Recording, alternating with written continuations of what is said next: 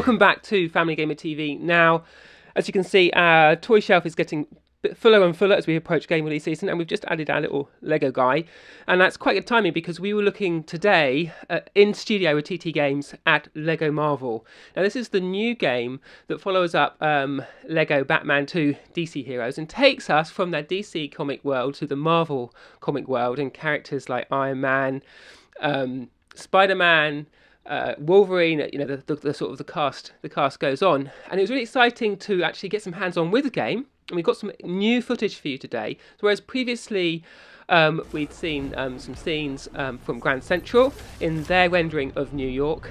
Today we go to one of the locations from the Thor movie, Asgard. Now, the game doesn't follow that movie or any particular story sort of beat for beat. But it uses some of the locations and some of the settings as inspiration for this video game.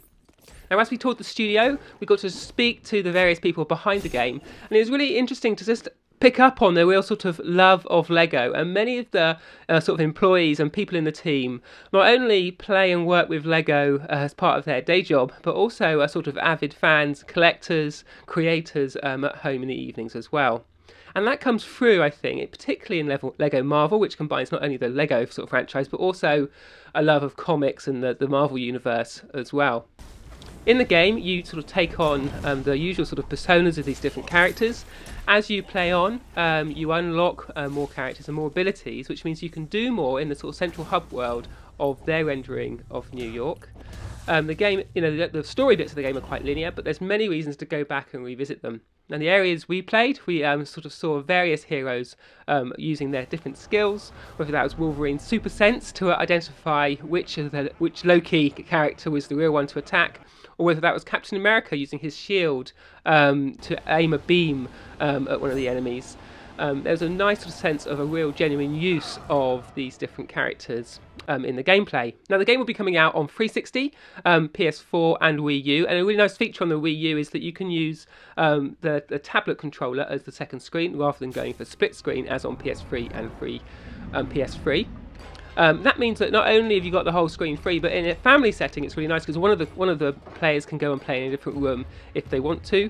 My kids quite like doing that on Lego Batman 2. One of them would play their sort of bedtime story a bit before bed, and the older one would be downstairs playing as well. Interestingly, this year we don't see Lego Marvel coming to the Wii, which is quite a departure because that's always been one of the strongest platforms for the Lego games. And also we'll be seeing a sort of second tier release for the handhelds, with the 3DS and Vita coming first, and sounds like the DS just following up. And also for my family, it's a slight shame that they're not going to have the co-op mode that we saw come back in Lego Batman 2 on those handhelds. So you could have two copies of the handhelds, two copies of the game, and Lego Batman 2, and play this nice co-op mode, which worked really well. And it seems that that wasn't a feature that made it into this game. I'd like to see the Vita actually be grouped with the console games so that it actually ends up with a console experience. And asking people at the studio, why is that not the case? They were sort of saying that really the focus on the Vita is a handheld, quick action, pick up, put down, touch screen, which I think is fine. Just the way I use my Vita is much more like a console. So if they wanted to make a console version of any of these Lego games, I'd snap it up immediately.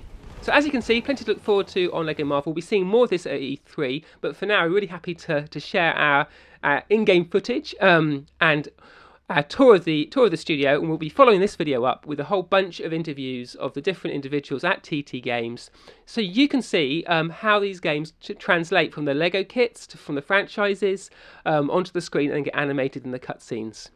So there you go. That's all we've got time for this week on Family Gamer TV, but we'll be back with more soon.